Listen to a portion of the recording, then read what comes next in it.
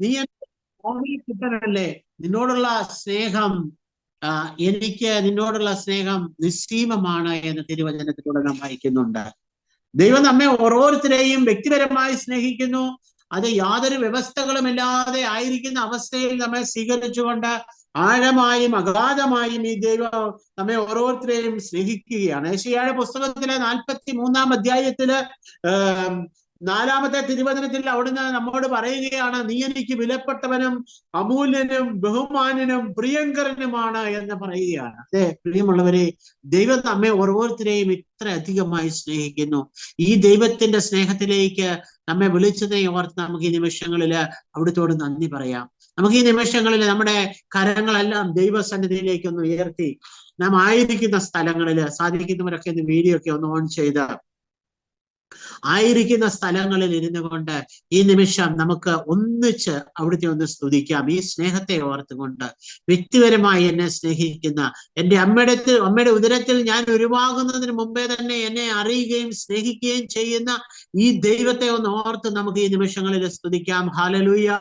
യേശുവേ നന്ദി, യേശുവേ സ്തുതി, ദൈവമേ നന്ദി, ദൈവമേ ആരാധന, പരിശുദ്ധാത്മാവേ നന്ദി, പരിശുദ്ധാത്മാവേ സ്തുതിക്കുന്നു, ആരാധിക്കുന്നു, മഹത്വപ്പെടുത്തുന്നു. കർത്താവേ, ഞങ്ങളെ വ്യക്തിപരമായി അറിയുകയും വ്യക്തിപരമായി ഞങ്ങളെ സ്നേഹിക്കുകയും ഞങ്ങളുടെ ഓരോ ആവശ്യങ്ങളിലും അങ്ങ് അനുദിനം ഇടപെട്ടുകൊണ്ട് അതിമനോഹരമായി ഞങ്ങളെ പരിപാലിക്കുകയും ചെയ്യുന്നതിനെ ഓർത്ത് ഞങ്ങൾ നന്ദി പറയുന്നു. കർത്താവേ, അങ്ങ് ഞങ്ങളോടുള്ള സ്നേഹത്തെ പ്രതി ഞങ്ങൾക്കായി ഒരുക്കി തന്ന ഞങ്ങളുടെ മാതാപിതാക്കള്, ഞങ്ങളുടെ ജീവിത സാഹചര്യങ്ങള്, ഞങ്ങളുടെ ജോലി മേഖലകള് എല്ലാം അങ്ങയുടെ കരുണയും കൃപയുമാണ്. ഞങ്ങളുടെ യോഗ്യതയോ ഞങ്ങളുടെ കഴിവോ ഞങ്ങളുടെ ബുദ്ധിയോ ഒന്നും കൊണ്ടല്ല കർത്താവെ, നിന്റെ കാരുണ്യം കൊണ്ടാണ് ഇവയെല്ലാം ഞങ്ങൾക്ക് ലഭിച്ചതെന്ന് ഞങ്ങൾ ഏറ്റുപറയുന്നു. കർത്താവെ, അവയെല്ലാം ഓർത്ത് ഞങ്ങൾ അങ്ങേ സ്തുതിക്കുന്ന ദൈവമേ, നന്ദി പറയുന്നു. ഞങ്ങൾ അങ്ങേ ആരാധിക്കുന്നു ദൈവമേ, മഹത്വപ്പെടുത്തുന്നു. കർത്താവെ, അങ്ങയുടെ അനന്ത സ്നേഹത്തെ ഓർത്തുകൊണ്ട് അങ്ങയുടെ അനന്തമായ കൃപകളെ ഓർത്തുകൊണ്ട് ഞങ്ങൾ അങ്ങേ സ്തുതിച്ച് മഹത്വപ്പെടുത്തുകയാണ്. ഒരമ്മയെ പോലെ ഞങ്ങളെ സ്നേഹിക്കുന്ന, മുലകുടിക്കുന്ന കുഞ്ഞിന് അമ്മയെ മറക്കുവാൻ മുലകുടിക്കുന്ന കുഞ്ഞിനെ പെറ്റമ്മയ്ക്ക് മറക്കുവാൻ സാധിക്കുമോ? അവൾ നിന്നെ മറന്നാലും ഞാൻ നിന്നെ മറക്കുകയില്ല എന്ന് അരുളി ചെയ്ത ദൈവം എത്ര അഗാധമായിട്ട് സ്നേഹിക്കുന്നു നമ്മളെ, എത്ര വലുതായി അവിടുന്ന് നമ്മളെ കരുതുന്നു. ഓരോ പ്രഭാതത്തിലും ഈ ദൈവം നമുക്ക് പുതിയ സ്നേഹം നൽകിക്കൊണ്ടാണ് നമ്മളെ സ്നേഹിക്കുന്നത്. ഇന്നലകളിലെ സ്നേഹമല്ല. ഓരോ പ്രഭാതത്തിലും നമ്മെ വിളിച്ചുണർത്തി നമ്മെ ദൈവം അവന്റെ സ്നേഹം കൊണ്ടും കൃപ കൊണ്ടും നിറച്ച് ആരോഗ്യത്തോടും ബുദ്ധിയോടും കഴിവോടും കൂടി എഴുന്നേൽക്കുവാനൊക്കെ നമുക്ക് ശക്തിയും കൃപയും നൽകുന്നത് അവിടെ നല്ലേ. അവിടുത്തെ കൃപയില്ലെങ്കിൽ ഇതിനൊന്നും നമുക്ക് സാധിക്കുകയില്ല. ഈ ബോധ്യത്തിലേക്ക് നമുക്ക് കടന്നു വരാം. കർത്താവെ, ഈ സായാഹ്നത്തില് ഞങ്ങളെ നിന്റെ നാമത്തിൽ ഒരുമിച്ച് കൂട്ടിയതിനെ ഓർത്ത് ഞങ്ങൾ അങ്ങേക്ക് നന്ദി പറയുന്നു. ഈശോ ഇപ്പോൾ വന്നു ചേർന്നിരിക്കുന്ന ഓരോ വ്യക്തികളെയും അവരുടെ വ്യക്തിപരമായ ആവശ്യങ്ങളെയും നിയോഗങ്ങളെയും എല്ലാം ചേർത്ത് വെച്ച് ഞങ്ങളിപ്പോൾ പ്രാർത്ഥിക്കുന്നു. കർത്താവെ, അനുഗ്രഹിക്കണമേ. ഇപ്പോൾ കടന്നു വരാൻ സാധിക്കാത്ത പല സാഹചര്യങ്ങളാല് ഇപ്പോൾ കടന്നു വരുവാൻ സാധിക്കാത്തവരായിട്ടുള്ള വ്യക്തികളെ ഞങ്ങൾ ഓർക്കുന്നു. ഈ ബാച്ച് 4-ലുള്ള എല്ലാ വ്യക്തികളെയും ഞങ്ങൾ സമർപ്പിച്ച് പ്രാർത്ഥിക്കുന്നു. ഇന്ന് ക്ലാസ് എടുക്കുന്ന ശിവചേട്ടനെ പ്രത്യേകമായി ഞങ്ങൾ സമർപ്പിച്ച് പ്രാർത്ഥിക്കുന്നു. ഞങ്ങൾക്ക് ആവശ്യമായ വചനങ്ങൾ പ്രദാനം ചെയ്യുവാന് കർത്താവെ, മകനെ നീ അങ്ങ് ഉദ്ദീപിപ്പിക്കണമേ, നിങ്ങളുടെ പരിശുദ്ധാത്മാവ് കൊണ്ട് നിറയ്ക്കണമേ എന്ന് പ്രാർത്ഥിക്കുന്നു. വലിയ അഭിഷേകം കർത്താവെ ഞങ്ങളുടെ ഓരോരുത്തരുടെയും ഹൃദയങ്ങളിലേക്ക് അങ്ങ് പ്രദാനം ചെയ്യണമേ. ഞങ്ങളുടെ വചനം സ്വീകരിക്കുവാനും അങ്ങയുടെ സ്നേഹത്തിന്റെ ആഴവും നീളവും വീതിയും ആഴവും ഉയരവും പരപ്പും മനസ്സിലാക്കുവാൻ തക്ക വിധത്തില് കർത്താവെ ഞങ്ങളുടെ ഹൃദയങ്ങളെ അങ്ങ് തുറന്നു തരണമെന്ന് പ്രാർത്ഥിക്കുന്നു. എമ്മാബൂസിലേക്ക് പോയ അപ്പസ്തോലന്മാരെ വചനം കേട്ടപ്പോൾ യേശുവിനോട് ചേർന്ന് സഞ്ചരിക്കുകയും വചനം കേൾക്കുകയും ചെയ്തപ്പോൾ അവരുടെ ഹൃദയം ജ്വലിച്ചതുപോലെ കർത്താവെ ഞങ്ങളുടെ ഹൃദയം ഈ ക്ലാസിന്റെ സമയത്ത് കൂടുതൽ ജ്വലിക്കുവാനായിട്ട്, കൂടുതൽ പ്രകാശമനമാകുവാനായിട്ട് കർത്താവെ, നീ എന്നെ വ്യക്തിപരമായി സ്നേഹിക്കുന്നു എന്നും ഞാൻ ആ സ്നേഹം അനുഭവിച്ചറിയണമെന്ന് അങ്ങ് വളരെ അഗാധമായി ആഗ്രഹിക്കുന്നു എന്നുള്ള ആ ഒരു ബോധ്യം ഞങ്ങൾക്ക് തരണമെന്ന് ഞങ്ങൾ പ്രാർത്ഥിക്കുകയാണ്. കർത്താവെ, ഈ ക്ലാസ്സിലൂടെ കർത്താവെ ഞങ്ങളെ അനുഗ്രഹിക്കണമേ, ഞങ്ങളുടെ ജീവിതത്തെ അങ്ങ് മാറ്റിമറിക്കണമേ. കർത്താവെ, ഇന്ന് ഞങ്ങൾ കേൾക്കുന്ന വചനങ്ങള് ഞങ്ങളുടെ ജീവിതത്തില് ഒരു പുതിയ മാനം തുറക്കപ്പെടുന്നതിന്, പുതിയൊരു വ്യക്തിത്വം ഞങ്ങൾ രൂപീകൃതമാകുന്നതിന് സഹായിക്കണമേ. ഞങ്ങൾക്ക് ഈ ദൈവസ്നേഹം അനുഭവിക്കുവാനായിട്ട് ഉള്ള കുറവുകളൊക്കെ കണ്ടെത്തി അത് പരിഹരിച്ച് സ്നേഹം അതിന്റെ പൂർണ്ണതയിൽ അനുഭവിച്ചറിയുവാനും കർത്താവെ, ഞങ്ങൾ അനുഭവിച്ച സ്നേഹം ഞങ്ങളുടെ ജീവിത പങ്കാളിക്ക്, ഞങ്ങളുടെ മക്കൾക്ക്, ഞങ്ങളുടെ മാതാപിതാക്കൾക്ക്, ഞങ്ങളുടെ സഹോദരങ്ങൾക്ക്, ഞങ്ങളുടെ ജോലി സ്ഥലത്തൊക്കെ പങ്കുവെച്ചു കൊടുത്ത് ജീവിക്കുവാനുള്ള കൃപ ഞങ്ങൾക്ക് തരണമെന്ന് ഞങ്ങൾ പ്രാർത്ഥിക്കുന്നു. കർത്താവെ, അങ്ങനെ ഈ ഭൂമിയിൽ സ്വർഗരാജ്യം സ്ഥാപിക്കുവാനായിട്ട് എന്നിൽ നിന്നും ദൈവസ്നേഹം അനേകരിലേക്ക് ഒഴുകിക്കൊണ്ട് അങ്ങനെ ആ ദൈവരാജ്യം കർത്താവെ അങ്ങ് ആഗ്രഹിച്ച ആ ദൈവരാജ്യം അനുദിനം ഞങ്ങളെ പ്രാർത്ഥിക്കുന്ന പ്രാർത്ഥന കർത്താവെ അങ്ങയുടെ രാജ്യം വരണമേ എന്ന് ഞങ്ങൾ പ്രാർത്ഥിക്കുന്നല്ലോ കർത്താവെ. ഈ പ്രാർത്ഥന യാഥാർത്ഥ്യമാകുന്നത് ഞങ്ങൾ ദൈവസ്നേഹം അനുഭവിക്കുമ്പോഴാണല്ലോ കർത്താവെ. ഞങ്ങൾ ദൈവസ്നേഹം അനുഭവിക്കുമ്പോൾ ഞങ്ങളുടെ ഹൃദയം ആ ദൈവസ്നേഹം കൊണ്ട് നിറയപ്പെടുകയും ആ നിറഞ്ഞ ഹൃദയത്തിൽ നിന്ന് ആ സ്നേഹം സമൂഹത്തിലേക്ക്, കൂട്ടായ്മയിലേക്ക്, കുടുംബത്തിലേക്ക്, ഇടവകയിലേക്ക്, രൂപതകളിലേക്ക്, രാജ്യത്തിലേക്ക്, സംസ്ഥാനത്തേക്ക് എല്ലാം പടരുമ്പോൾ എല്ലാവരും ഈ ദൈവസ്നേഹത്താൽ നിറയുമല്ലോ കർത്താവെ. ആകയാൽ കർത്താവെ ഈ ദിവസത്തില് വ്യക്തിപരമായി ഞങ്ങളെ സ്പർശിക്കണമേ. നിങ്ങളുടെ സ്നേഹം രുചിച്ചറിയുവാൻ, ദൈവം എത്ര നല്ലവനാണെന്ന് നിങ്ങൾ രുചിച്ചറിയുമെന്ന് സങ്കീർത്തകൻ പറഞ്ഞിട്ടുണ്ടല്ലോ കർത്താവെ. അങ്ങയെ രുചിച്ചറിയുവാൻ, അങ്ങയുടെ സ്നേഹം രുചിച്ചറിയുവാൻ, അത് അതിന്റെ ആഴത്തിൽ ഉൾക്കൊള്ളുവാൻ, അതിന്റെ വ്യാപ്തിയിൽ മനസ്സിലാക്കുവാൻ ഞങ്ങളെ പ്രാപ്തരാക്കുമെന്ന് ഞങ്ങൾ പ്രാർത്ഥിക്കുന്നു. ദൈവമേ ഞങ്ങളെ സഹായിക്കണമേ. അങ്ങയുടെ കൃപയില്ലെങ്കിൽ ഞങ്ങൾക്ക് ഒന്നിനും സാധ്യമല്ല എന്ന് ഞങ്ങൾ ഏറ്റുപറയുന്നു കർത്താവെ. അങ്ങയുടെ കൃപയാണ് ഞങ്ങളെ സഹായിക്കുന്നത്. ഈ ദൈവസ്നേഹം അനുഭവിച്ചറിയുവാൻ ഞങ്ങൾക്ക് സാധിക്കണമെങ്കിൽ കർത്താവെ നിന്റെ കൃപ ഞങ്ങളുടെ മേൽ വർഷിക്കപ്പെടണമേ. കർത്താവെ അനുദിനം ദിവ്യബലിയിലൂടെയും മറ്റു ഉദാശകളിലൂടെയും അങ്ങ് പകർന്നു നൽകുന്ന ഈ സ്നേഹം അതിന്റെ പൂർണ്ണതയിൽ ഉൾക്കൊള്ളുവാൻ ഞങ്ങളെ പ്രാപ്തരാക്കണമെന്ന് പ്രാർത്ഥിക്കുന്നു കർത്താവെ. ഇന്നത്തെ ശുശ്രൂഷ ഒരിക്കൽ കൂടി അങ്ങയുടെ കരങ്ങളിൽ തരുന്നു കർത്താവെ. ശുശ്രൂഷയ്ക്കായി കടന്നു വന്നിരിക്കുന്ന ഓരോ വ്യക്തികളെയും സമർപ്പിക്കുന്നു കർത്താവെ. ക്ലാസ് എടുക്കുന്ന ശിവചേട്ടനെ പ്രത്യേകമായി സമർപ്പിച്ച് പ്രാർത്ഥിക്കുന്നു. ഹോളി ഹോം മിനിസ്ട്രിയുടെ ഓരോ അംഗങ്ങളെയും, റിസോഴ്സ് ടീമിനെയും, ഈ ഷൂബ് പ്രോഗ്രാമിനെയും അതിലുള്ള എല്ലാ അംഗങ്ങളെയും, ഞങ്ങളുടെ പ്രിയപ്പെട്ട വൈദികരെയും, ഞങ്ങളുടെ മെത്രാന്മാരെയും, ഞങ്ങളുമായി ബന്ധപ്പെട്ടിരിക്കുന്ന എല്ലാവരെയും ഒരിക്കൽ കൂടി അങ്ങയുടെ കരങ്ങളിൽ സമർപ്പിക്കുന്നു. പരിശുദ്ധ അമ്മേ മാതാവേ, അവിടുത്തെ പുത്രന്റെ സ്നേഹത്തിൽ ഞങ്ങളെ നിറയ്ക്കണമേ. ഞങ്ങൾ ഓരോരുത്തരും ദൈവസ്നേഹം അനുഭവിച്ചറിയുന്നവരായി തീരുവാൻ, അമ്മ അനുഭവിച്ചതുപോലെ അത് ഹൃദയത്തിൽ അനുഭവിക്കുവാൻ ഞങ്ങളും ശക്തരായി തീരുവാൻ വേണ്ടി പ്രാർത്ഥിക്കണമേ. നമുക്ക് ഒന്നു ചേർന്ന് പ്രാർത്ഥിക്കാം. നന്മ നിറഞ്ഞ മറിയമേ സ്വസ്തി, കർത്താവ് അങ്ങയോട് കൂടെ, സ്ത്രീകളിൽ അങ്ങ് അനുഗ്രഹിക്കപ്പെട്ടവളാകുന്നു. അങ്ങയുടെ ഉദരഫലമായി ഈശോ അനുഗ്രഹിക്കപ്പെട്ടവനാകുന്നു. പരിശുദ്ധ മറിയമേ തമ്പുരാന്റെ പാവികളായ ഞങ്ങൾക്ക് വേണ്ടി ഇപ്പോഴും ഞങ്ങളുടെ മരണസമയത്തും തമ്പുരാനോട് അപേക്ഷിച്ചു. പിതാവിനും പുത്രനും പരിശുദ്ധാത്മാവിനും സ്തുതി. അതിലെ പോലെ എപ്പോഴും. പ്രിയപ്പെട്ട സഹോദരങ്ങളെ, ഇന്ന് നമ്മോടൊപ്പം ഉള്ളത് ഷിബു ജോസഫാണ്. ഹോളി ഹോം മിനിസ്ട്രിയിലെ റിസോഴ്സ് ടീം അംഗവും ആദ്യകാല മുതലുള്ള ജീസസ് യൂത്തിന്റെ ഒരു സജീവ പ്രവർത്തനമാണ് ശിവചേട്ടൻ. ശിവചേട്ടനോടൊപ്പം നമുക്ക് ദൈവസ്നേഹത്തിന്റെ ആ ക്ലാസ്സിലേക്ക് കടന്നു വരാം. ദൈവം നമ്മെ ഓരോരുത്തരെയും സമൃദ്ധമായി അനുഗ്രഹിക്കട്ടെ. ശിവചേട്ടാ.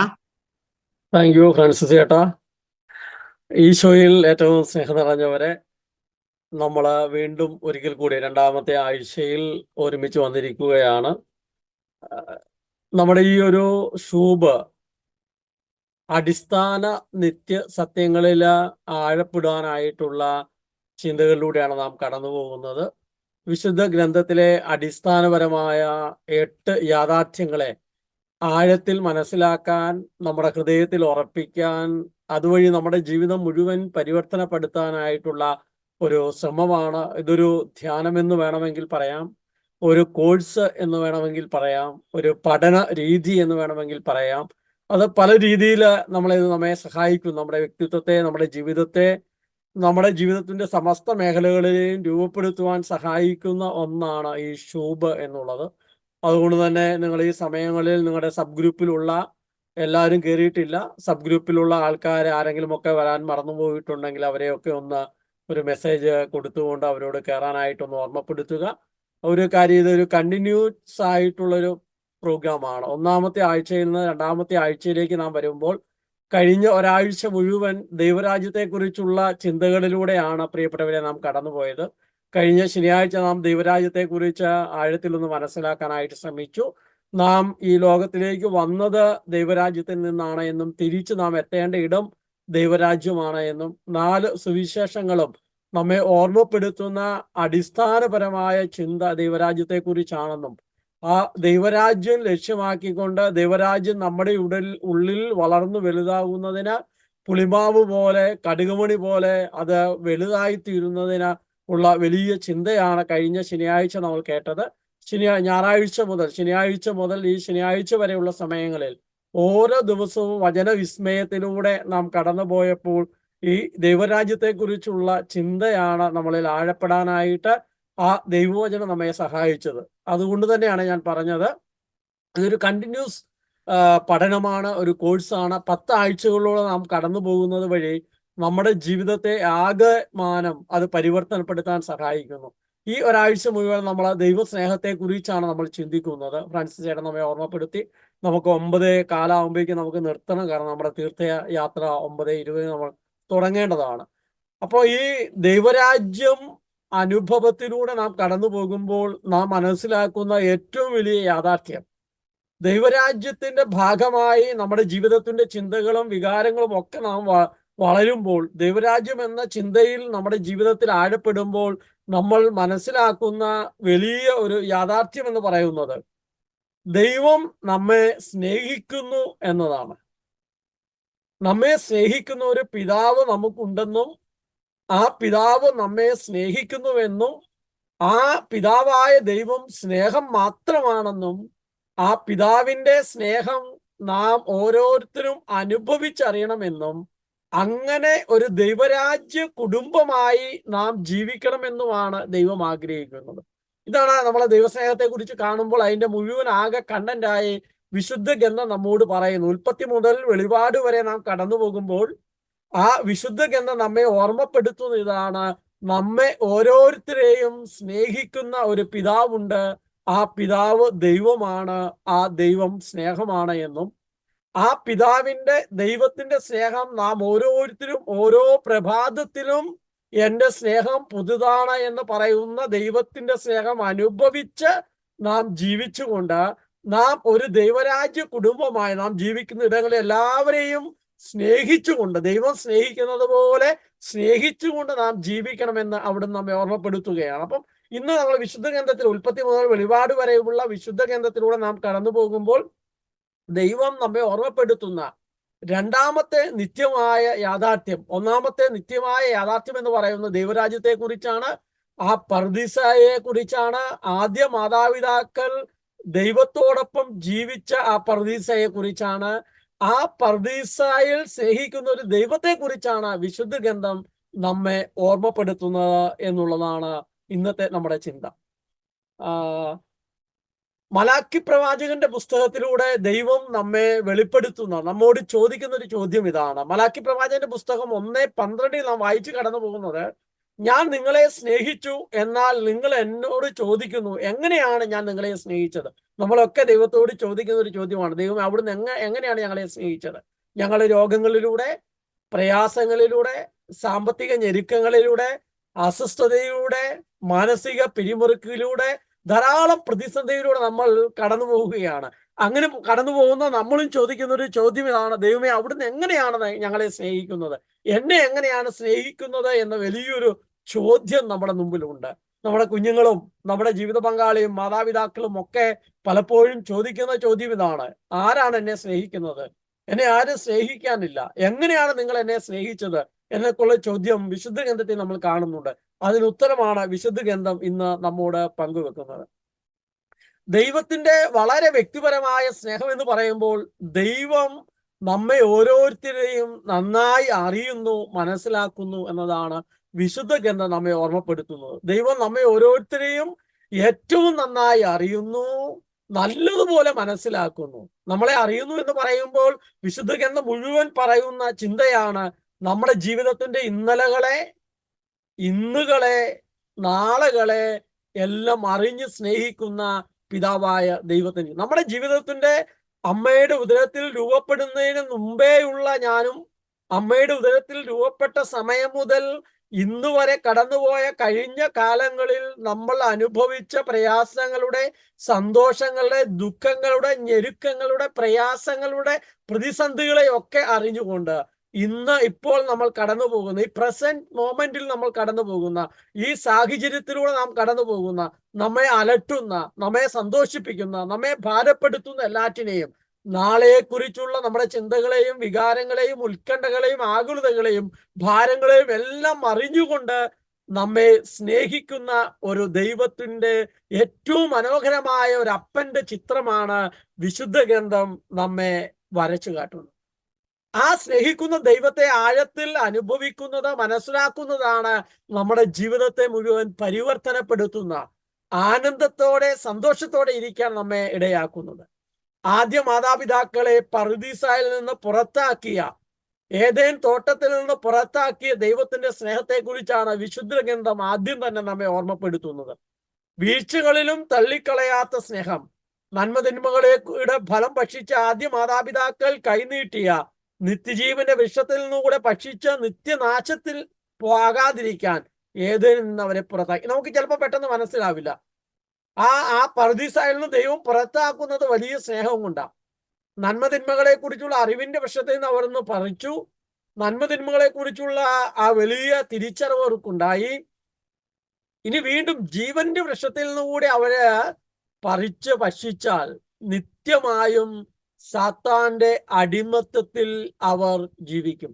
പിന്നീട് ഒരിക്കലും ദൈവത്തിന് അവരെ തിരിച്ചെടുക്കാനായിട്ടാവില്ല.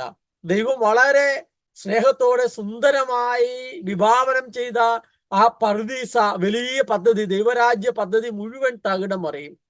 അതുകൊണ്ട് ദൈവം സ്നേഹനിധിയായ പിതാവ് ആ ജീവന്റെ വൃക്ഷത്തിൽ നിന്ന് പറിച്ചു കഴിക്കാതിരിക്കാൻ ഏതേൻ തോട്ടത്തിൽ നിന്ന് പുറത്താക്കിയിട്ട് ഈ സാത്താന്റെ അടിമത്തത്തിൽ നിന്ന് വിമോചിപ്പിക്കാനുള്ള പദ്ധതി അവിടുന്ന് വിഭാവനം ചെയ്ത ആ തെറ്റിലും വീഴ്ചയിലും ഒക്കെ തള്ളിക്കളയാതെ കൂടെ നിൽക്കുന്ന ദൈവത്തിന്റെ ചിത്രമാണ് വിശുദ്ധ ഗ്രന്ഥം ഏതേനിൽ നമ്മൾ കാണുക. തുറന്നു വരുമ്പോൾ കൊലപാതകിയായ കായനെ സംരക്ഷിക്കുന്ന, അവനോട് പ്രതികാരം ചെയ്യുന്നവനോട് ഞാൻ പ്രതികാരം ചെയ്യുമെന്ന് പറയുന്ന, തെറ്റ് ചെയ്യുന്ന, കൊലപാതകം ചെയ്യുന്ന, പാപം ചെയ്യുന്ന, ദൈവത്തിനെതിരെ സഹോദരനെതിരെ നിൽക്കുന്നവനെ ചേർത്ത് പിടിക്കുന്ന, അത്രയും മാലിന്യത്തിൽ അല്ലെങ്കിൽ തെറ്റിൽ അകത്യത്തിൽ ജീവിക്കുന്നവനെ ചേർത്ത് പിടിക്കുന്ന ദൈവത്തിന്റെ ചിത്രമാണ് തുടർന്നു വരുന്ന വിശുദ്ധ ഗ്രന്ഥ ഭാഗങ്ങളിൽ നാം വായിച്ചു കടന്നു പോവുക.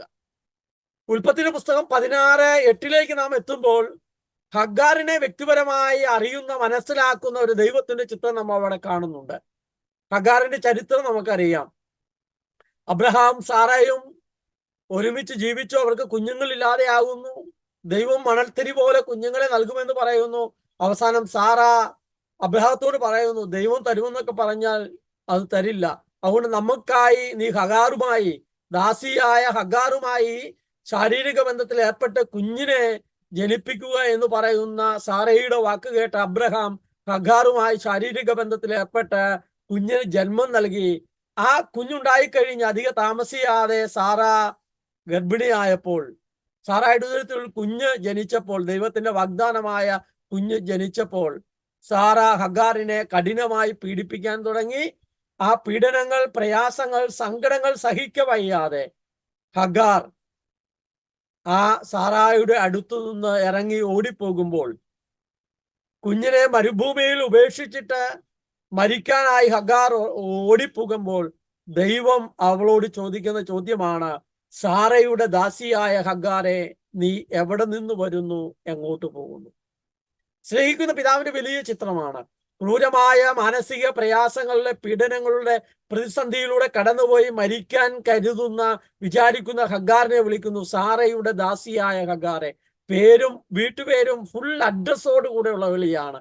പ്രിയപ്പെട്ടവരെ, നമ്മുടെ ഓരോരുത്തരുടെയും പേരും വീട്ടുപേരും ഫുൾ അഡ്രസ്സും നമ്മളിപ്പോൾ താമസിക്കുന്ന ഇടവും നമ്മുടെ മാതാപിതാക്കളെയും നമ്മുടെ ജീവിതത്തിന്റെ എല്ലാ സാഹചര്യങ്ങളും, അതുകൊണ്ടാണ് നീ എവിടെ നിന്ന് വരുന്നു, എങ്ങോട്ട് പോകുന്നു? നീ കഠിനമായ മാനസിക പ്രതിസന്ധിയിൽ നിന്ന്, പീഡനത്തിൽ നിന്ന്, ജീവിക്കാൻ കഴിയാത്ത വിധത്തിലുള്ള ഭാരത്തിൽ നിന്ന് നീ വരുന്നു. എങ്ങോട്ട് പോകുന്നു? മരിക്കാനായി. ഒരു ലക്ഷ്യവുമില്ലാതെ ജീവിതം തീർക്കാമെന്ന് കരുതി നീ പോവുകയാണ്. അവിടെ നിന്റെ കൂടെ നിൽക്കുന്ന ദൈവത്തിന്റെ ചിത്രമാണ് വിശുദ്ധ ഗ്രന്ഥം നമ്മെ ഓർമ്മപ്പെടും. ഇത് നമ്മെ ഓരോരുത്തരെയും കുറിച്ചുള്ള സ്നേഹനിധിയായ പിതാവിന്റെ ചിത്രം തന്നെയാണ്. നമ്മുടെ മനസ്സിൽ കടന്നു പോകുന്ന ചിന്തകളുടെ, ഭാരങ്ങളുടെ, ഒരുപക്ഷെ ഈ സമയം നമ്മുടെ ഉള്ളിൽ ഉള്ള ജീവിതത്തിന്റെ ഭാരങ്ങൾ, സങ്കടങ്ങൾ, ദുഃഖങ്ങൾ, പ്രയാസങ്ങൾ, ജീവിക്കണ്ട എന്നുള്ള തോന്നലുകൾ, എല്ലാവരാലും തിരസ്കരിക്കപ്പെടുന്ന അനുഭവങ്ങൾ, എല്ലാവിധത്തിലും ഒറ്റപ്പെടുന്ന സംഭവങ്ങളിലൂടെ ഒക്കെ നാം നിരന്തരം കടന്നു പോകുന്ന ഈ സാഹചര്യത്തിലും ഈ മോമെന്റിൽ ദൈവം പറയുന്നതാണ്, മകനെ, മകളെ, എനിക്ക് നിന്നെ നന്നായി അറിയാം, ഞാൻ നിന്നെ സ്നേഹിക്കുന്നു എന്നാണ്. പൂർവ പിതാവായ ജോസഫിനെ വ്യക്തിപരമായി അറിയുന്ന ദൈവം. നമുക്കറിയാം, ജോസഫിന്റെ ചരിത്രം മുഴുവൻ നമുക്ക് അറിയാവുന്നതാണ്, അല്ലെ? തന്നെ സഹോദരങ്ങളെ അന്വേഷിച്ചു പോയ, ആ ജോസഫിനെ സഹോദരന്മാർ പൊട്ടക്കിണറ്റിൽ ഇടുന്നതും അവിടുന്ന് എടുത്ത് ഈജിപ്തില് വിൽക്കുന്നതും ഫറവോയുടെ അടിമയാക്കപ്പെടുന്നതും അവിടെ ജീവിക്കുന്നതും കഠിനമായ ക്ഷാമം ഉണ്ടാകുന്നതും സഹോദരങ്ങൾ അവിടെ വരുന്നതും ഈജിപ്തിലെ ഭരണാധികാരിയായി ജോസഫ് മാറുന്നതുമായ ജോസഫിന്റെ ജീവിതം മുഴുവൻ ഒരുപക്ഷെ നമ്മുടെയും ജീവിതത്തിന്റെ ഭാഗമാണ്.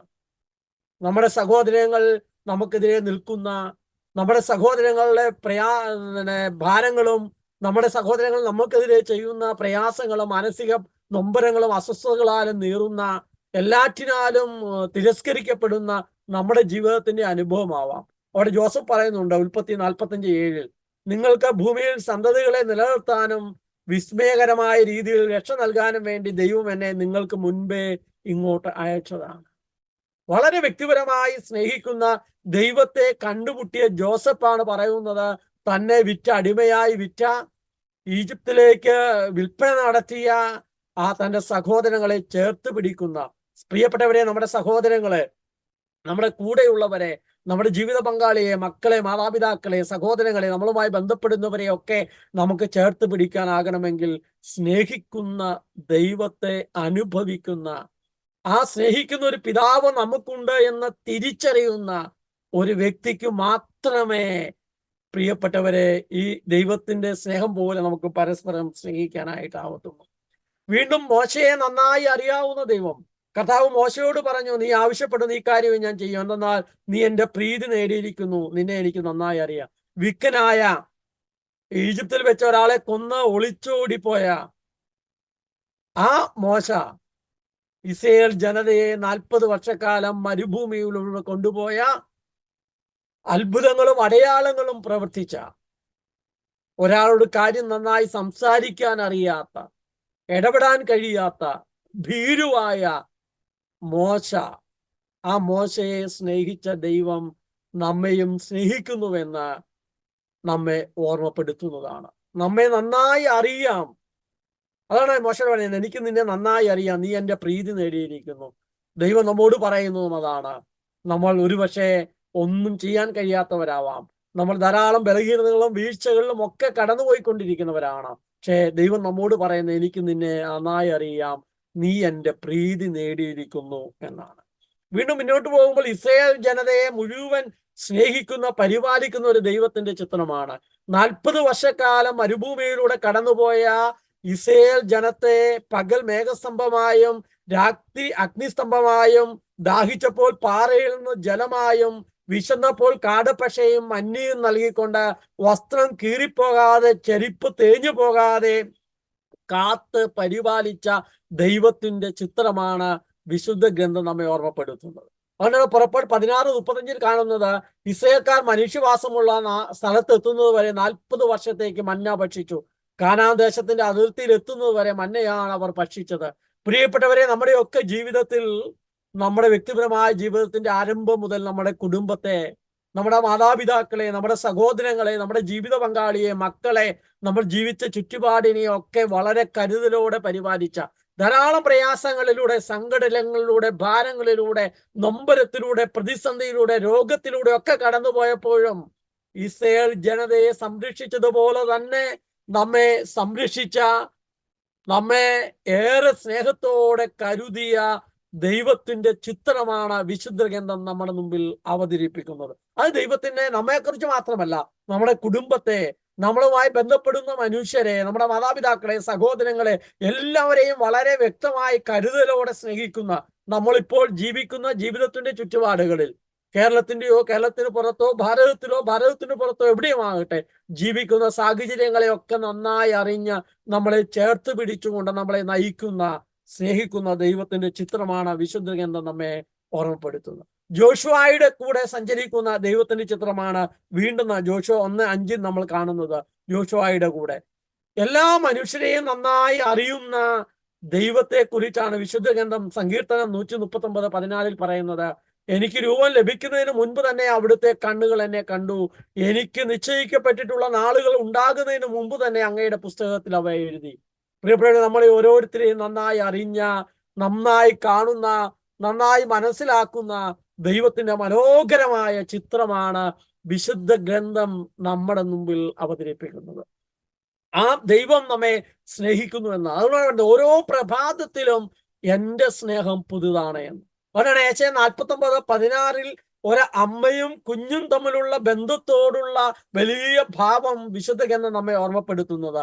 തന്റെ ഉള്ളംകൈയിൽ നമ്മെ രേഖപ്പെടുത്താൻ കഴിയുവാർ അത്രമാത്രം നമ്മെ അറിയുന്ന ദൈവത്തിന്റെ സ്നേഹമാണ്. അവിടുത്തെ ഉള്ളംകൈയിൽ നമ്മെ രേഖപ്പെടുത്തിയിരിക്കുന്ന ദൈവത്തിന്റെ ചിത്രമാണ് വിശുദ്ധ ഗ്രന്ഥം നമ്മുടെ മുമ്പിൽ അവതരിപ്പിക്കുന്നത്. പ്രിയപ്പെട്ടവരെ, നമ്മെ ഓരോരുത്തരെയും നിരന്തരം ഒരു കണ്ണാടിയിൽ എന്ന പോലെ കാണുന്ന, നമ്മുടെ മുഖത്തിലെ ഷെയ്പ്പ് മാറുമ്പോൾ, നമ്മുടെ കണ്ണിൽ കണ്ണുനീർത്തുള്ളികൾ വരുമ്പോൾ, നമ്മുടെ ഹൃദയത്തിൽ സങ്കടങ്ങൾ അലയടിക്കുമ്പോൾ, ജീവിത ഭാരത്താൽ ബുദ്ധിമുട്ടുപ്പെടുമ്പോൾ, ആകെ തകർന്ന് തരിപ്പണമായി എന്ന് കരുതിയിരിക്കുമ്പോഴും നമ്മെ ഏറ്റവും നന്നായി കാണുന്ന ഒരു ദൈവമുണ്ട്. ആ ദൈവം നമ്മുടെ പിതാവാണ്. ആ പിതാവ് നമ്മെ ഓരോരുത്തരെയും സ്നേഹിക്കുന്നു എന്ന് അവിടുന്ന് നമ്മെ ഓർമ്മപ്പെടുന്നു. അതുകൊണ്ടാണ് ജെറമ്യാ പ്രവാചകൻ ഇപ്രകാരം പറയുന്നത്, എനിക്ക് നിങ്ങളെ കുറിച്ചൊരു പദ്ധതിയുണ്ട്. ആ പദ്ധതി നിങ്ങളുടെ നാശത്തിനുള്ളതല്ല, നിങ്ങളുടെ ക്ഷേമത്തിനും ശുഭമായ ഭാവിയും പ്രത്യാശയും നൽകുന്ന പദ്ധതിയാണ്. പ്രിയപ്പെട്ടവരെ, നമ്മളെ ഓരോരുത്തരെ കുറിച്ചും, നമ്മുടെ കുടുംബത്തെ കുറിച്ചും, നമ്മളായിരിക്കുന്ന സാഹചര്യത്തെ കുറിച്ചും ഏറ്റവും നല്ല പദ്ധതിയുള്ള, നമ്മുടെ ഐശ്വര്യത്തിനും ക്ഷേമത്തിനും നന്മയ്ക്കും വേണ്ടിയുള്ള, നമ്മുടെ ഭാവിയും പ്രത്യാശയും നൽകുന്ന നല്ല പദ്ധതി ഒരുക്കുന്ന ദൈവത്തെ നമ്മൾ ആഴത്തിൽ മനസ്സിലാക്കേണ്ടത്. നമ്മൾ ആര് നശിച്ചു പോകണമെന്ന്, നമ്മുടെ ജീവിതമൊക്കെ ദുരിതപൂർണമാകണമെന്ന്, നമ്മുടെ ജീവിതമൊക്കെ തകർന്ന് തരിപ്പണമാകണമെന്ന് ഒരിക്കലും കരുതുന്നവനല്ല ദൈവം എന്ന് നാം തിരിച്ചറിയേണ്ടതുണ്ട്. നമ്മളെക്കുറിച്ചുള്ള നല്ല പദ്ധതിയുണ്ട്. വ്യക്തിപരമായി നാം ഓരോരുത്തരെ കുറിച്ചും, നമ്മുടെ കുടുംബത്തെ കുറിച്ചും, നമ്മൾ ജീവിക്കുന്ന ചുറ്റുപാടിനെ കുറിച്ചും നല്ല പദ്ധതികൾ വിഭാവനം ചെയ്യുന്ന, സ്നേഹിക്കുന്ന ദൈവത്തെ കുറിച്ച് വിശുദ്ധ ഗ്രന്ഥം നമ്മെ ഓർമ്മപ്പെടുത്തുന്നു. അതുകൊണ്ടാണ് യോനായ പ്രവാചകന്റെ പുസ്തകത്തിൽ പറയുന്നത്, അവിടുന്ന് ദയാലുവും കാരുണ്യവാനും ക്ഷമാശീലനും സ്നേഹനിധിയും ശിക്ഷിക്കുന്നതിൽ ബഹുമതനുമാണെന്ന് ഞാൻ അറിയുകയാണ്. സ്നേഹിക്കുന്ന പിതാവായ ദൈവം അവിടുന്ന് ദയയാണ്, കാരുണ്യമാണ്, അവിടുന്ന് സമ്പൂർണമായും ക്ഷമിക്കുന്നവനാണ്, സ്നേഹനിധിയാണ്. നമ്മളെ ശിക്ഷിച്ച് നമ്മളെ തകർത്ത് കളയുന്നവനല്ല ദൈവം. അവിടുന്ന് നമ്മെ ശിക്ഷിക്കുന്നില്ല, മറിച്ച് നമ്മുടെ ജീവിതത്തിൽ നമ്മൾ ചെയ്തു പോകുന്ന പ്രവൃത്തിയുടെ പരിണിത ഫലങ്ങൾ നമ്മൾ അനുഭവിക്കുകയാണ് എന്നുള്ളതാണ്. നമ്മൾ ചെയ്തു പോകുന്ന പ്രവൃത്തികളുടെ പരിണിത ഫലത്തിൽ നിന്ന് നമ്മളെ വളരെ കരുതലോടെ സംരക്ഷിക്കുന്ന, ചേർത്ത് പിടിക്കുന്ന, തകർന്നു പോകാതെ നമ്മെ കാക്കുന്ന ഒരു ദൈവത്തിന്റെ ചിത്രമാണ് വിശുദ്ധ ഗ്രന്ഥം നമ്മെ ഓർമ്മപ്പെടുത്തുന്നത്. അതുകൊണ്ടാണ് ജെറമ്യാ വീണ്ടും നമ്മെ ഓർമ്മപ്പെടുത്തുന്നത്, വിദൂരത്തു നിന്ന് കർത്താവ് അവനെ പ്രത്യക്ഷമായി അരുളി ചെയ്തു, എനിക്ക് നിന്നോടുള്ള സ്നേഹം അനന്തമാണ്, നിന്നോടുള്ള വിശ്വസ്തത അചഞ്ചലമാണ്. ജെറമ്യാ 31:3. നമ്മെ ഓരോരുത്തരെയും വളരെ കരുതലോടെ അനന്തമായി സ്നേഹിക്കുന്ന, ആ സ്നേഹത്തിന് അവസാനമില്ല, മാറ്റമില്ലാത്തതാണ്. നമ്മൾ എന്തൊക്കെ ചെയ്താലും എങ്ങനെയൊക്കെ പ്രവർത്തിച്ചാലും ഒരു മാറ്റവുമില്ലാത്ത ദൈവത്തിന്റെ സ്നേഹമാണ്. ജെറമ്യാ വീണ്ടും ചോദിക്കുന്നുണ്ട്, എനിക്ക് കാണാൻ കഴിയാത്ത വിധം ആർക്കെങ്കിലും രഹസ്യ സങ്കേതങ്ങളിൽ ഒഴിക്കാൻ കഴിയുമോ? സ്വർഗവും ഭൂമിയും നിറഞ്ഞു നിൽക്കുന്നവനല്ല ഞാൻ, സമ്പൂർണമായി എല്ലായിടത്തും നിറഞ്ഞു നിൽക്കുന്ന, സർവചരാചരങ്ങളെ നയിക്കുന്ന ദൈവം, സ്നേഹിക്കുന്ന പിതാവ് നമ്മുടെ കൂടെയുണ്ട്. പ്രിയപ്പെട്ടവരെ, നമ്മോടൊപ്പം ഉണ്ട്. നമ്മെ സ്നേഹിക്കുന്ന ദൈവത്തെ അനുഭവിക്കുക, ആ അനുഭവമാണ് നമ്മുടെ. അതുകൊണ്ടാണ് പറയുന്നത്, ഒരു ഏശയ്യാ 49:15 മുല കുടിക്കുന്ന കുഞ്ഞിനെ അമ്മയ്ക്ക് മറക്കാനാവും, പുത്രനോട് പെറ്റമ്മ കരുണ കാണിക്കാതിരിക്കുമ്പോൾ അവൾ മറന്നാലും ഞാൻ നിന്നെ മറക്കുകയില്ല. പ്രിയപ്പെട്ടവരെ, നമ്മുടെ അമ്മയ്ക്ക് നമ്മെ ഉപേക്ഷിക്കാൻ കഴിയുമായിരിക്കും, പക്ഷെ മറക്കാനാവില്ല. നമുക്ക് നമ്മുടെ അമ്മയെ ഉപേക്ഷിക്കാം, പക്ഷെ മറക്കാൻ കഴിയില്ല. നമ്മളെ നൊന്ത് പ്രസവിച്ച് വളർത്തി പാലൂട്ടി വലുതാക്കിയ നമ്മുടെ അമ്മയെ നമുക്ക് മറക്കാൻ കഴിയും.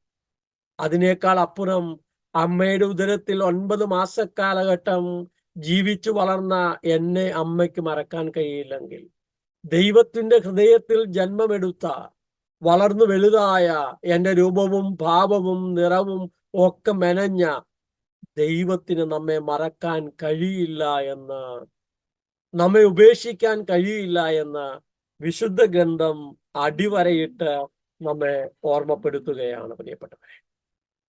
അതുകൊണ്ടാണ് വീണ്ടും നമ്മൾ മക്കളെ മാതാപിതാക്കളും ഒക്കെ സ്നേഹിക്കുന്ന ബന്ധത്തെക്കുറിച്ച് ഞാൻ കടന്നു പോകുന്നില്ല, നമ്മുടെ സമയത്തിന്റെ പരിമിതിയിൽ വെച്ച്.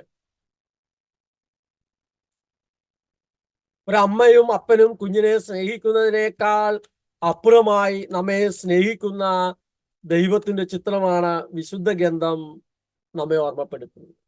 ഒരമ്മ കൈകളിലെടുത്ത് താരാട്ട് പാട്ടുപാടി മാറോട് ചേർത്ത് ഇരുകവിളിലും മുത്തം നൽകി സ്നേഹിക്കുന്നതിനേക്കാൾ കരുതലോടെ സ്നേഹിക്കുന്ന, ഭക്ഷണം വാരി വായിൽ വെച്ച് തന്ന് നമ്മളെ കൈപിടിച്ച് വളർത്തി വലുതാക്കുന്നതിനേക്കാൾ, നമ്മളെ കൈപിടിച്ച് നടക്കാൻ പഠിപ്പിക്കുന്ന ഒരു പിതാവിനേക്കാൾ, നമുക്ക് ആവശ്യമുള്ളതെല്ലാം കരുതലോടെ ഞങ്ങൾക്ക് നൽകുന്ന, നമ്മളെ ചേർത്ത് പിടിക്കുന്ന, സംരക്ഷിക്കുന്ന പിതാവിനേക്കാൾ അപ്പുറം നമ്മളെ കരുതുകയും സ്നേഹിക്കുകയും ചെയ്യുന്ന ഒരാളുണ്ട്. അത് പിതാവായ ദൈവമാണ്. ദൈവം ഏറ്റവും കൂടുതൽ ആരെയാണ് സ്നേഹിക്കുന്നത്? നന്മ ചെയ്യുന്നവരെയാണോ? പാപികളെയാണോ? പാപത്തിൽ നിന്ന് പിന്തിരിയുന്നവരെയാണോ? ഒരിക്കലും പാപം ചെയ്യാത്തവരെയാണോ? പ്രിയപ്പെട്ടവരെ, ഇതൊരു വലിയ ചോദ്യമാണ്. സാധിക്കുമെങ്കിൽ പ്രിയപ്പെട്ടവരെ, നിങ്ങളുടെ മൈക്കൊക്കെ ഒന്ന് വീഡിയോ ഒക്കെ ഒന്ന് ഓണാക്കി, മൈക്ക് ചിലപ്പോൾ ഓണാക്കാൻ കഴിയില്ല, ഞാൻ മ്യൂട്ട് ആക്കിയിട്ടുണ്ട്. നിങ്ങൾ സാധിക്കുന്നവരൊക്കെ വീഡിയോ ഒന്ന് ഓണാക്കിയാൽ നല്ലതാണ്. നിങ്ങളുടെ മുഖം നമ്മളെ മുഖം കാണുമ്പോഴാണല്ലോ നമുക്ക് ആ ഒരു ചിന്തയും വികാരങ്ങളും ഒക്കെ ഉണ്ടാവുന്നത്. സാധ്യമാകുന്നവരൊക്കെ ഒന്ന് ഓണാക്കിക്കോളും. പിതാവായ ദൈവം ആരെയാണ് ഏറ്റവും കൂടുതൽ സ്നേഹിക്കുന്നത് എന്ന് ചോദിച്ചാൽ ആരെയാണ് സ്നേഹിക്കുന്നത്? നന്മ ചെയ്യുന്നവരെയാണോ തിന്മ ചെയ്യുന്നവരെയാണോ? തലയാട്ടിയാൽ നന്മ ചെയ്യുന്നവരെയാണോ തിന്മ ചെയ്യുന്നവരെയാണോ? നല്ലവരെയാണോ പാപികളെയാണോ? വിശുദ്ധരെയാണോ ബലഹീനരെയാണോ? ആരെയാണ് ദൈവം ഏറ്റവും കൂടുതൽ സ്നേഹിക്കുക? നിങ്ങളുടെ മൈക്ക് ഓണാക്കാനുള്ള ഒരു ഓപ്ഷൻ ഞാൻ ആയിട്ടുണ്ട്. ആരെയാണ്? ബലഹീനരെ. പറയുന്നത് ബലഹീനരെയാണ് ദൈവം ഏറ്റവും കൂടുതൽ സ്നേഹിക്കുന്നത് മാത്രമേ പറയാണ്. വേറെ ആരെങ്കിലും? പാപികളെയാണ് എന്ന് സോഫിയമ്മ ചേച്ചി പറയുകയാണ്. 99 നീതിമാന്മാരെക്കാൾ അധികം പാപികളെയാണ് എന്ന് ഷമ്യ ചേച്ചി പറയുകയാണ്. വേറെ ആരെങ്കിലും? ചിലരൊക്കെ ഒളിച്ചിരിക്കുന്നുണ്ട്, മുഖം കാണിക്കാൻ. എല്ലാവരെയും ഒരുപോലെ എല്ലാവരും ഒരുപോലെ സ്നേഹിക്കുന്നു. എല്ലാവരെയും ഒരുപോലെ സ്നേഹിക്കുന്നു. ദൈവത്തിന് പ്രിയപ്പെട്ടവരെ, പാവം ചെയ്യുന്നവരെയാണ് സ്നേഹിക്കുന്നതെങ്കിൽ പാവം ചെയ്തുകൊണ്ടിരുന്നോ?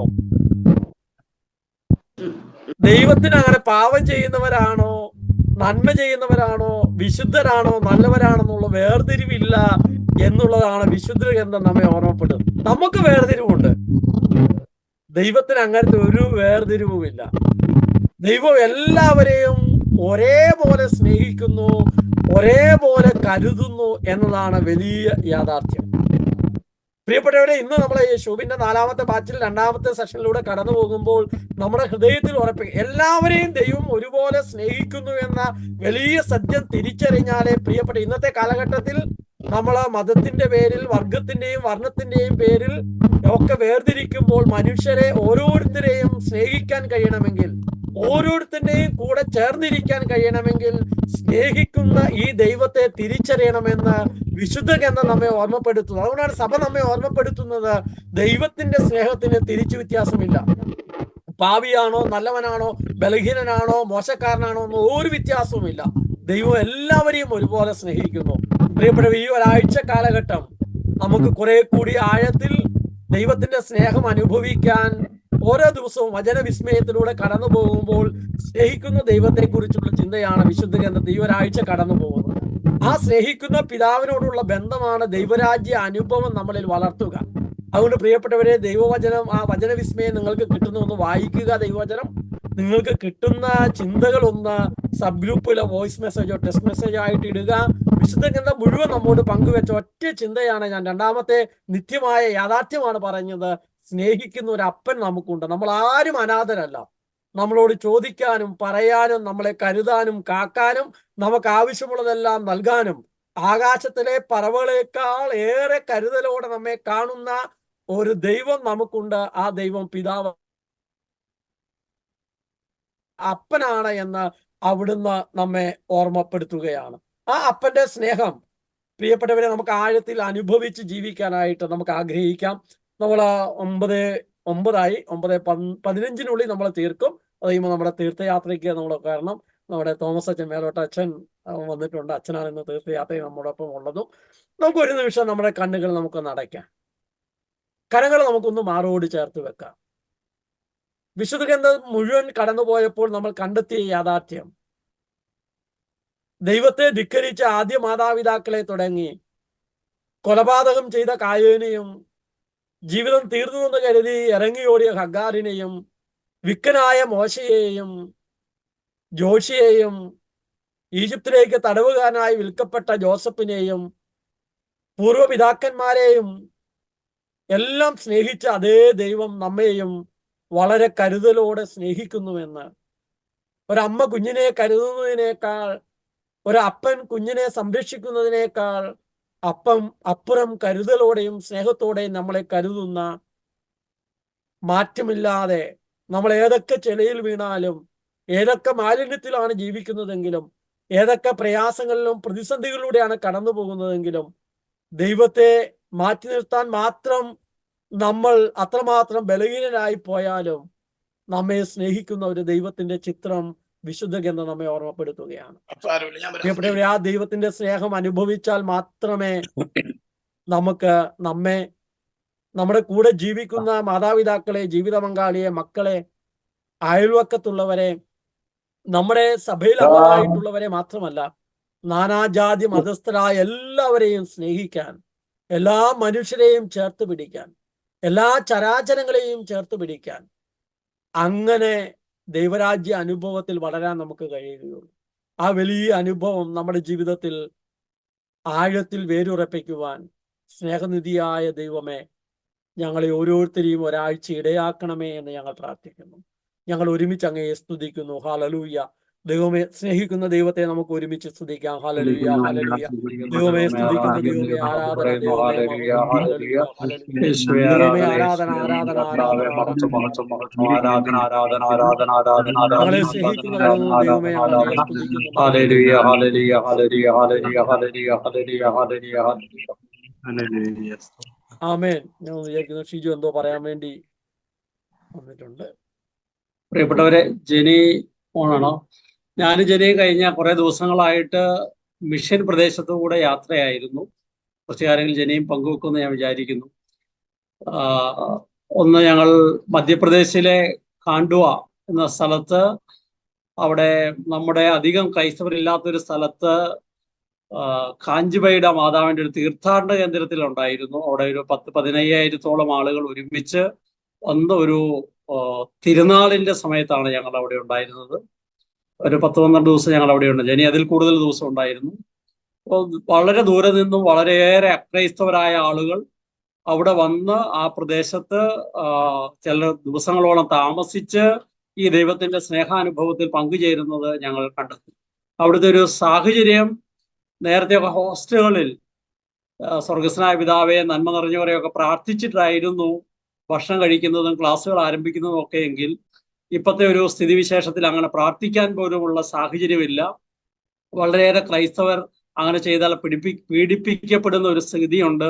എങ്കിലും അവിടെയെല്ലാം ധീരതയോടെ ക്രിസ്തുവിന് സാക്ഷ്യം വഹിക്കുന്ന അനേകം പ്രേക്ഷിതരെ കണ്ടുമുട്ടി. ഈ ദൈവത്തിന്റെ സ്നേഹത്തിന്റെ അനുഭവം ജീവിതത്തിൽ ആളിക്കത്തുന്നതാണ്. അത്തരത്തിൽ വൈദികർ, സിസ്റ്റേഴ്സ്, സമർപ്പിതർ, അതുപോലെ അൽമായരായ ധാരാളം ആളുകൾ അത്തരത്തിൽ കർത്താവിന് വേണ്ടി ശുശ്രൂഷ ചെയ്യുന്ന കാണാനായിട്ട് ഇടവന്നു. തുടർന്ന് ഞങ്ങൾ പഞ്ചാബിലാണ്, അമൃത്സറിൽ, അവിടെ ബോജിയ എന്ന് പറയുന്ന വില്ലേജിലാണ് പോയത്. നമ്മൾ കുടുംബം ഒരുമിച്ച് ഏപ്രിൽ മാസം 10-ാം തീയതി 35ഓളം ആളുകൾ, 5 കുടുംബം അല്ലാതെ 3 പേരോളം നമ്മൾ 1.5 മാസത്തോളം ആ വില്ലേജിൽ പോയി കർത്താവിന്റെ സ്നേഹം പങ്കുവെക്കാനായിട്ടുള്ള ഒരിടം നമ്മൾ കണ്ടെത്തിയതാണ്. വളരെ പരിതാപകരമായ, വളരെ പരിമിതകരമായ സാഹചര്യങ്ങളുടെ ഇടയിലും അവിടെ ശുശ്രൂഷ ചെയ്യുന്ന ധാരാളം ഇതുപോലെ തന്നെ പ്രേക്ഷിതരായിട്ടുള്ള എല്ലാ തരത്തിലുമുള്ള ആളുകളെ കണ്ടെത്താനായിട്ട് ഇടയായി. വളരെ സ്നേഹത്തോടെയാണ് ആ വില്ലേജ് നമ്മളെ സ്വീകരിച്ചത്. ഞാനും ജനി അവിടെ ഒരു വീട്ടിലാണ് താമസിച്ചത്.